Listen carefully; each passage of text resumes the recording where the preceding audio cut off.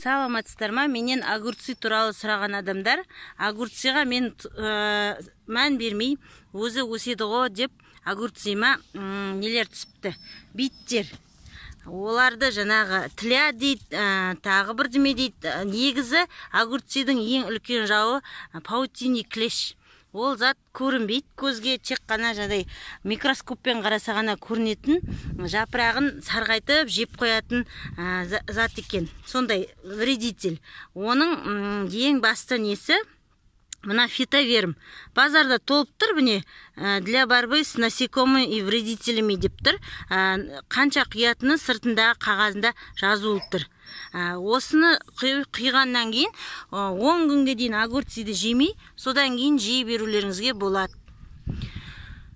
Мына огурцыдың жаңа кейбіреулер айтқан еркек гүл, ұрғашы гүл деп асқабақтағыдай, міне мынау қасында жатқан асқабақ, бұл тозаңдандыруды қажет етпейтін кәдімгі магазиннен сатып алған дән. Өзіне өзі толып шыға береді. Мінекей мынаның бәрі, мінекей жаңбыр жауған ғой, бізде нөсер жауын. Содан балшық-балшық болып қалған. Әйтпесе қиярлары өте көп басында. Мінекей кітте-кітте болып толып тұр. Міне қияр толып тұр. Мына бір үлкен қияры міне жатыр. Бірақ бұл қарасаңыздар, менің жіберген қателігім, жапырағының массасы үлкен болып өспей қалған. Астына көң салдық. Бірақ жерім менің саздау, соның қаттылығы да бар шығар. Сондықтан бұған аммиачный селитрадан беріп жіберуім керек еді. Соны енді жаңа бүгін ғана бердім, кішкене топырағына сеуіп араластырып жібердім.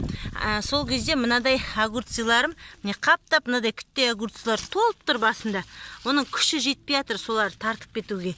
Басында шамалы аммиачный селитраны қосуым керек еді. Себебі бұл қияр деген сондай капризный өсімдік деп айтсам болады жандай. Бапты қажет ететін, әйтпесе осылай өзіне өзі бастап қиярды беріп атады, не өзі де беріп атыр, ешқандай ештеме удобрение бермесем де. Сосын бір күні сарғаяттар өліп қалады.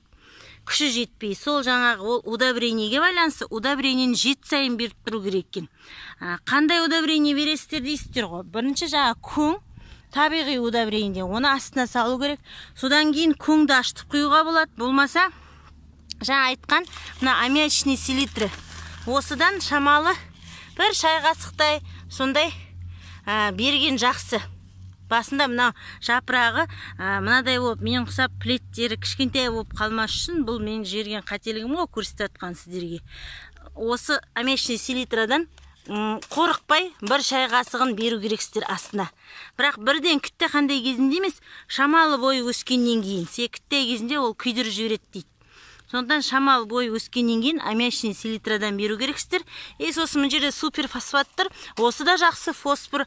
Болмаса азофоска, тағы не монокалий фосфат деген ішінде фосфор да бар, калий да бар, удобрениелер бар. Бұларға калий жақсы. Калийдің табиғи көзі ол ағаштың күлі. Ағаштың күлін езіп құйсаңыз да, түбіне шашсаңыз да болады. Болмаса калийдің өзін беру керексіздер. Калийдің өзі, кәдімгі жаңа монокалий фосфаттың ішінде фосфор да, калий да бар. Бір ас қасық бір шелек суға езесті, түбіне құясыздар, сода жақсарады. Бірақ жаңағыдай ең басты ережесі 7 сайын міндетті түрде осы қиярға удобрение беріп тұру керек. Әйтпесе сүмірейіп, дұрыс өнім бермейді, жапырақтар сарғайып, бойлары мына менікіндей болып, бір қарыс болып, дұрыс өспей қалады. Мына мен қаралмай қалған қияр, сіздерге көрсетіп атын. Әйтпесе бұл байғұстан кінә жоқ. Басында қияр деген қаптап тұр. Міне бір қияр тұр, міне тіпті мына жерде қатар 2 қияр тұр. Жаңбыр болғасын, балшық-балшық болып қалған ғой, бүгін нөсер жауын жауғасын. Тағы да сондай, міне да қиярлар қаптап атыр. Міне да қиярлары бар. Мынаның бәрі еркек гүл емес, бәрі қияр гүл екен, ұрғашы гүлдер. Басында ең басында шығып келе жатқанда шамалы плеті өсу үшін астыңғы жағындағы гүлдерді, пасынкілерді жұлып тастауға болады. Мынада да жұлынбай да қалған олар. Міне төменгі жағында да қиярлары шығып тұр. Мына фитоверм олайтыны. Бұны міндетті түрде бір рет, хотя осы сезонда олаңыздар. Себебі ол жаңағы көрінбейтін клеш деген зат паутиний, өсіп жапырақтарын сарғайтып, жеп қойып сарғайып кетеді. Мен балам да менімен бірге огородты зерттеп жатыр. Сол қиярдан айтатыным, жаңағы тағы бір удобрениенің түрі бар. Қияр клубника сияқты удобрениені жақсы көретін өсімдік қой. Қиярға, мынау мен одан кейін кеткен Қытай қиярларым. Мінекей, бұлар одан кейін егілді. Міне осыларға да жаңағы аммиачный селитраны, азот, соны беріп жіберген жақсы. Хотя астарына көң салынған бәрі. Бұл кеш егілген, күзге қарай жейміз деп еккен қиярлар. Мынау жаңа сол астарына салған көңдер ғой. Содан кейін мен осындай бөшкеге, мына агротта деген қырғын арамшөптер шығады ғой. Ана жерде де өсіп жатыр. Соларды жинап әкеліп осындай бөшкеге салып, арамшөптің бәрін. Сосын ішіне дрожь салып жіберіңізге болады.